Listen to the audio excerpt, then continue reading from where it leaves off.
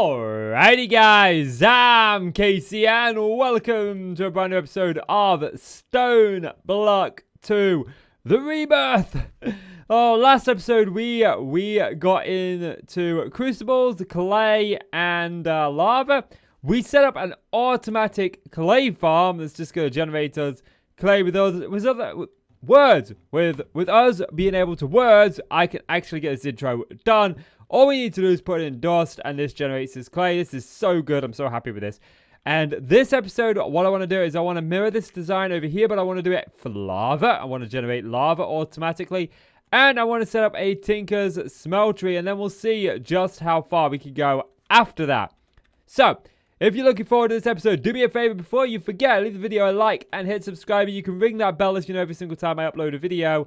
And guys, you can follow me on social media. I post unique content across all my platforms. That is down below, but that's enough for plugging my stuff. Let's get into the episode. So it has come to my attention that I made a small mistake in the last episode. Well, it wasn't really a mistake, but we never claimed these rewards. So we got a spawn changer. Great. We got an invar hammer. That'll actually help out a little bit. And we got something from AE. It looks like the 4K, the 64K ME storage component. I love that. I love that. I love that. Spawn changer. I don't know how that works. I've never actually used that. But anyway, more to the point of what I want to do this episode. I think the first thing that we're going to set up is some lava, which requires us having fluidox. But if I remember rightly, if we look at the fluidox real quick, the basic ones can't handle hot water. So we need these ones, these hardened ones, which require invar, which is going to require us having the Tinker's Smeltery set up. Now that also requires us hammering out this room. The invar hammer is going to help a little bit because this will do a 3x3 area. So this will help some. But we do have these drills. These drills right here. Now, the only trouble with these is they're out of power. So we need a way to charge them up. And we could charge them up using something called an energetic infuser, if I am remembering my stuff correctly. How do you spell energetic infuser? There we go. That's it. Right there, look. This, which requires a lead gear and a stone gear. So we can make up the stone gear. I do have everything that I think I need to make this energetic infuser up. So there's the lead gear. And we need these redstone. I need redstone, which I've now got. So we make up 2 of these and 1 of these gold ones. I did craft up everything that we needed or smelt them down already. We need a couple more stone gears because we need some copper gears. And this is all really just simple and easy. We should be able to make this now. Oh, yeah, we need the this. So I need 1 more stone gear so we can make the tin gear. And then, do I have the glass on me? I think I have glass on me. Did I not pick my glass? I could have sworn that I picked up my glass from out of here. Never mind, I got it now. That's the good thing about having everything really close together. So we should be able to craft that up. And lastly, is this energetic infuser.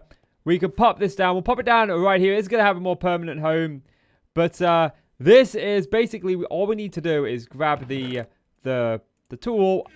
And we should just be able to throw this in here. And it should be able to charge up. But we have one major problem. And that this needs power. So we need some way to generate some power. And I don't think that we got anything from our little loot boxes that's going to help us out. Nope.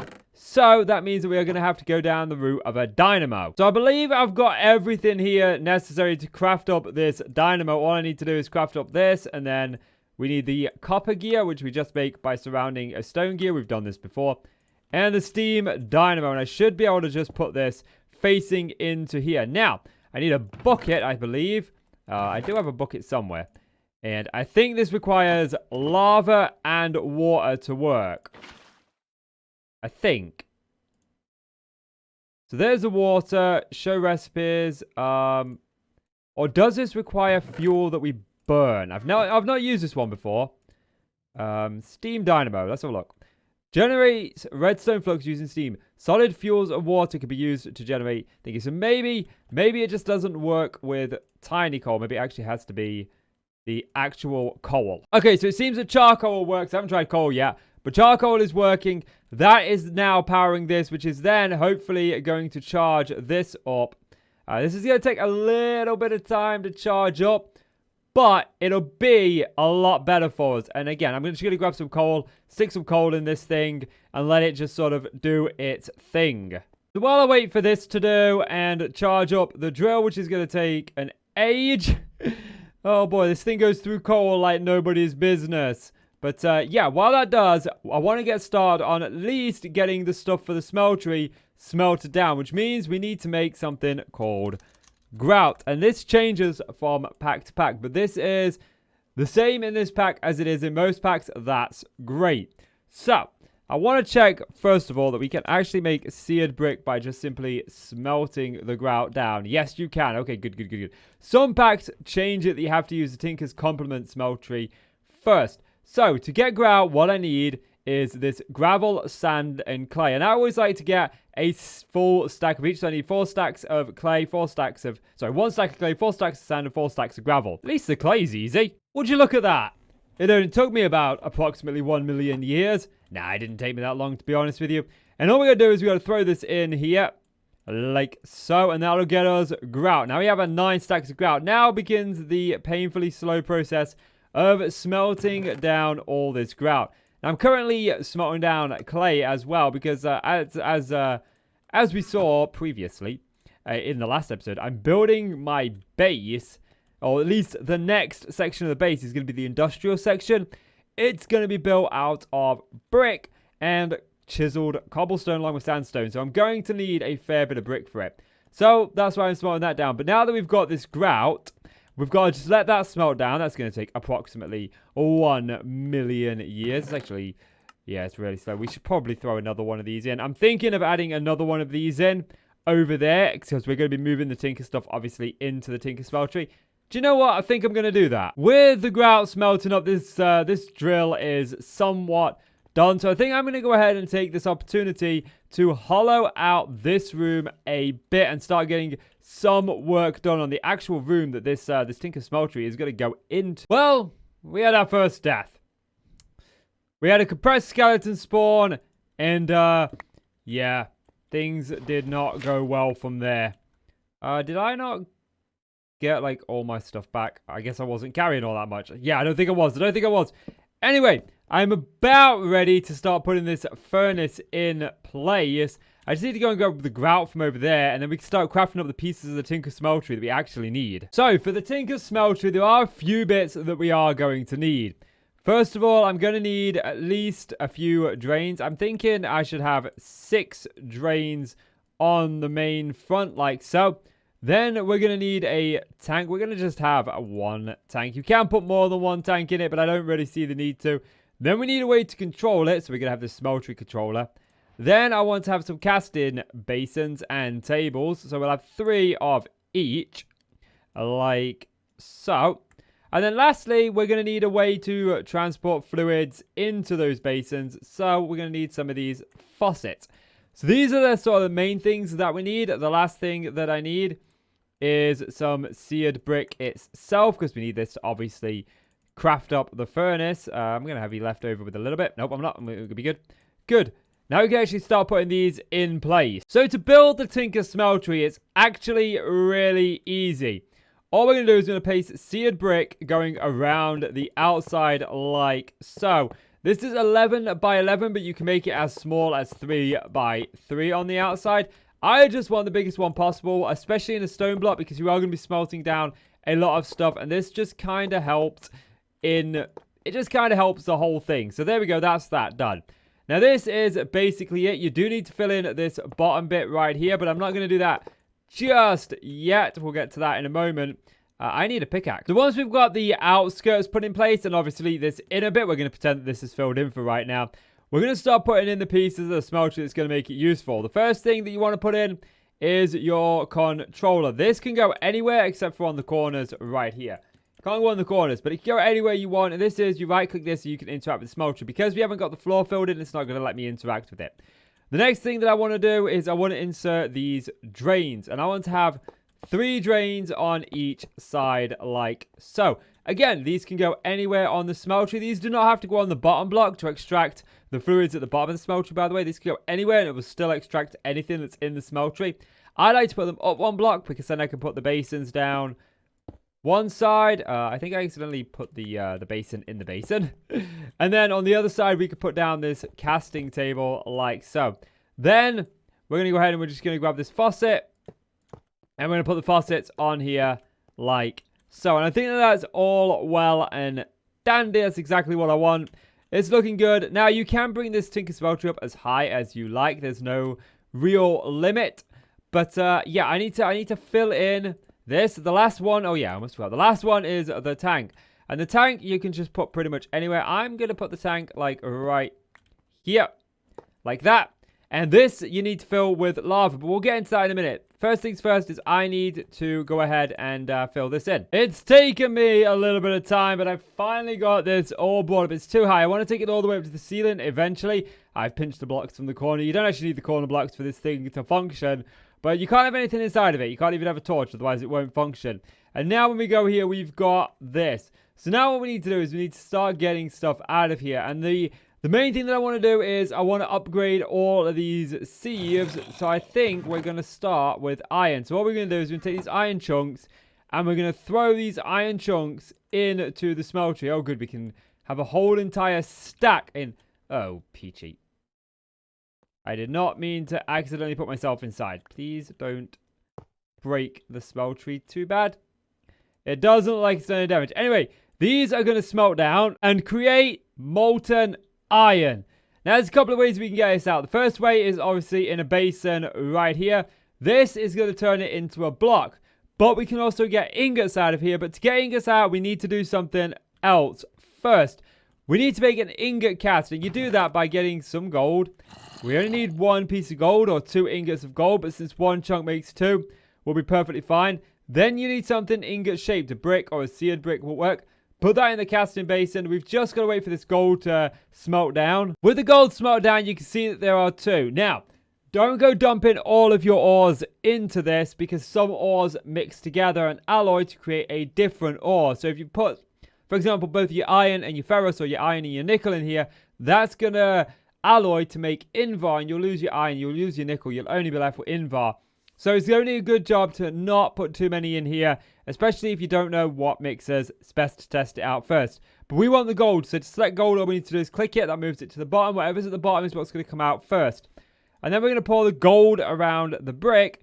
And what that's going to do is that's going to create us a ingot cast like so. And we can just right click now to go ahead and pour the iron into the ingot cast like so. Brilliant. You can also see how much is in your smelter by just hovering over it. It says there 8 blocks. So I'm not going to do any more ingots. I'm just going to do blocks. Well, I've managed to get myself the 8 stained meshes.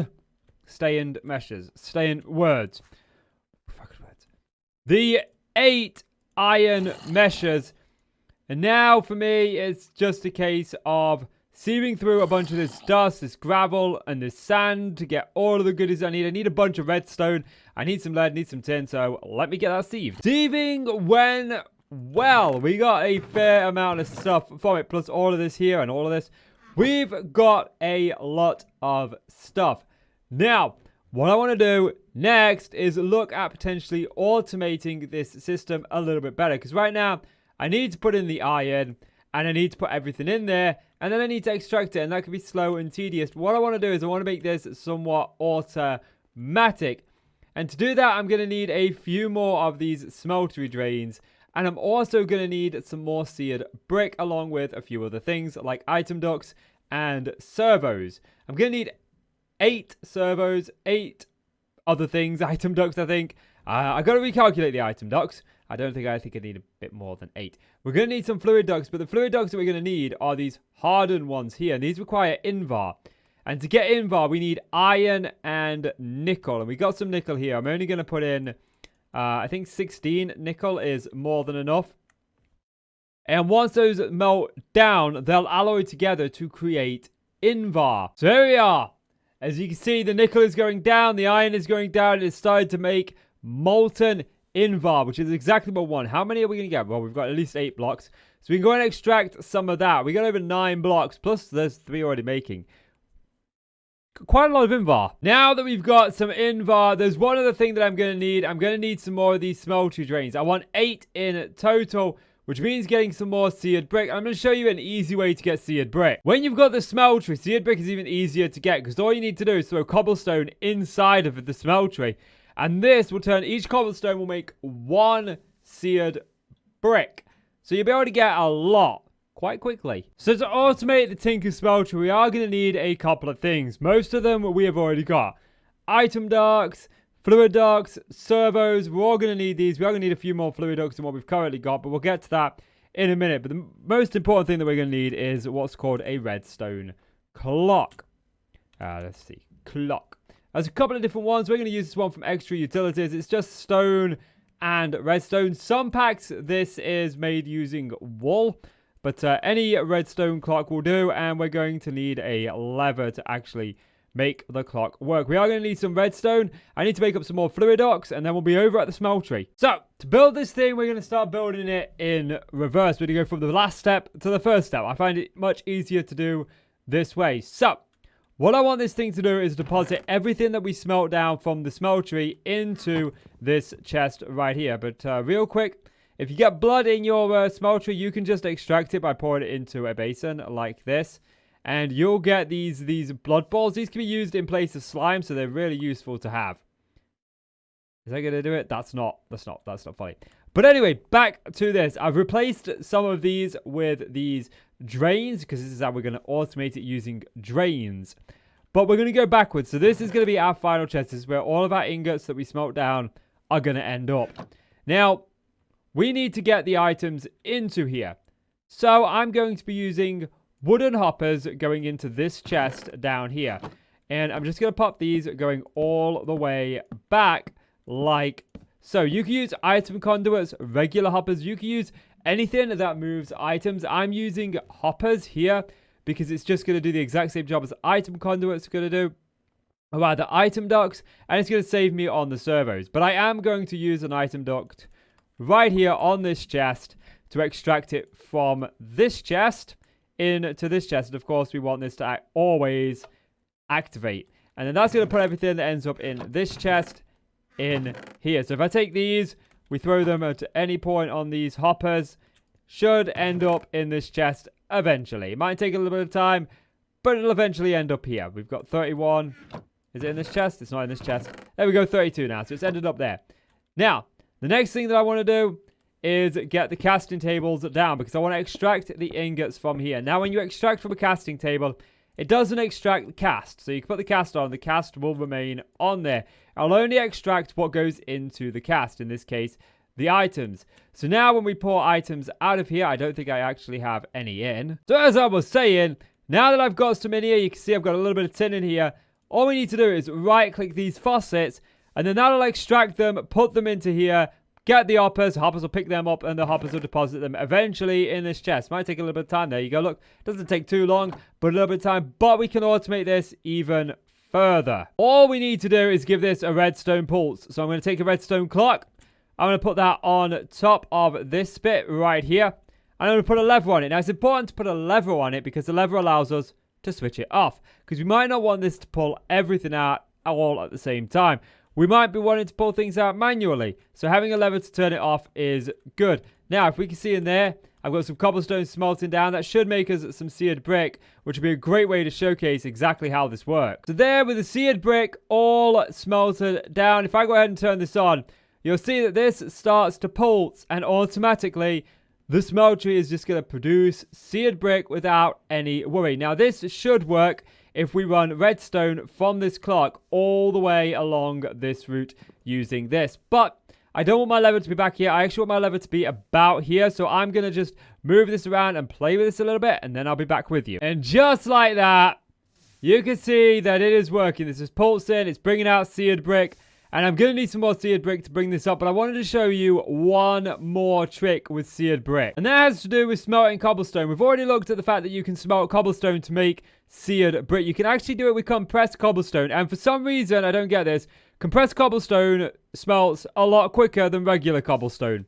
I don't get it, but it does. Anyway, my next task is to set up some sort of automatic lava farm so that we can keep on feeding this with lava and not have to worry about it. But for that, I'm going to need to set up it over here, I think. Yes. But for that, we're going to need some more fluid ducts, but we can't just use the regular fluid ducts. No, we need to use the ones that contain Invar. My Invar is not here. Now, with the Invar and a bit of lead, we can make up these hardened fluid ducts. And the reason that we need these is because if you look at these, again, will break if contains extremely hot or cold. These ones do not. So we need these. So, there's only one more thing that I need to make before we do this, and that is a cobblestone generator. And we can make two different ones. We can make this one, which I'm missing cobblestone of all things. I guess I am missing some cobblestone. That's okay. That's okay. We can make this one. We're going to make one of those, I think. And then we can upgrade it to the next one, which is this one. It's just surrounded by iron. I think this will be really, really good. And now I'm going to go ahead and get this all put together, and then I'll show you how it works. So this is the hallway and the lava farm setup. We got a cobblestone generator, putting cobblestone into the storage drawer. We've got item dogs up here, putting the cobblestone into the top of the, the crucibles. We've got that going on both sides. This one is hooked up to a drum here. This side is hooked up to a drum right here. And they're both producing it. We will get something better than torches down there. On the back, you can't quite see it, but on the back, it's a fluid duct extracting the lava. This side is getting pumped into here. You can sort of see the fluid duct just hiding behind there. Whereas this side is getting pumped into here, then out of here, all the way around here, and all the way into this tank right here. So we'll continuously keep filling that up. But there's one more thing that I want to do before the end of this episode, guys. I want to look at, we looked at energetic infuser and the steam dynamo. There's actually a better dynamo in the pack. There's this magmatic dynamo that requires Invar. But now that we've got Invar, we can get this and we can start to use this a little bit more. So all I'm going to do is pop this down, not that way. I actually want to put this down going into this. Why did you give me that? I'm sure I had two magmatic dynamos. Yes, I did. And, you're not being placed right. Come on, magmatic dynamo. Finally, now these require lava to work, and I'm hoping we might be able to put lava just into the side of it and get it to work automatically. We might need to link this up a little bit, but it's probably going to try and fill this tank first, but these should start working. I'm going to give it a little bit of time, see if they start working. After a little bit of a wait, this is slowly getting lava. Not as fast as I would like. There it goes. It's powering up now. So it does get lava. I was worried that this might not be able to get lava from the side. It might have to go into the back, but it does, so I'm all good. Now I just need to finish off this area. So here we are, so far away. The base has been coming together for sure. This is now charging up. We can now charge our flux bores. These are great, fantastic little things. I love them. Love them. Oh, man, I'm so glad we got these in that loot box. Made things a lot easier. I started to put a stone here, but it also says my latest death. So I don't know if I want to do something special with that spot, because that's where we first died. We've now got this. We've got a bit of blood in there. Let's just go ahead and try and get that blood out. I've got a bunch of ingots casting up here. I need to go ahead and smelt some more down. But the smeltery is good. This hallway is definitely going to go off into the industrial section. It's looking good. Looking good. Looking good, T-Series. Yes. Guess not. Maybe not. Maybe not. But yeah, guys, that is going to do it for this episode. I want to show you one other thing that I did do. And that was, I had a baked potato from a zombie. So I went ahead and just bone mealed it and got a bunch of, well, I had a regular potato and then I baked it, got that. And then that's given me the food that I've got. We will be speeding these up later on. But for right now, this is going to do it, guys. So if you enjoyed the episode, do me a favor, leave it a like and hit subscribe. You can also follow me on social media. All those links are down below. As always, I'm KC. You're the awesome folk. Thank you so much for watching now. Take care, guys. Bye-bye.